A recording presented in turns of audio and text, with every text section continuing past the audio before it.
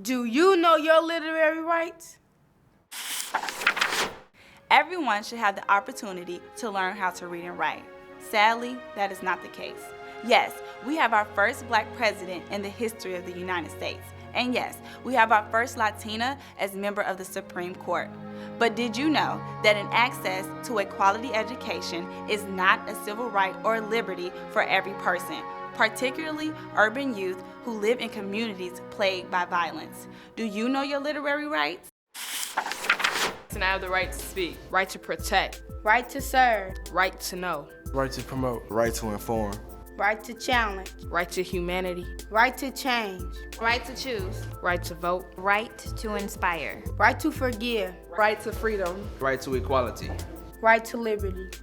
I know my literary rights. I know my literary rights. I know my literary rights. I know my literary rights. I know my literary rights. I know my literary rights. I know my literary rights. Once you learn to read, you will forever be free. Here at Living Literature, we believe that the United States Constitution Bill of Rights apply to all of us. Particularly, we want urban youth to know that they have the right to read and write. By doing so, they have access to quality education, professions, and careers and jobs that will allow them to be productive citizens in society.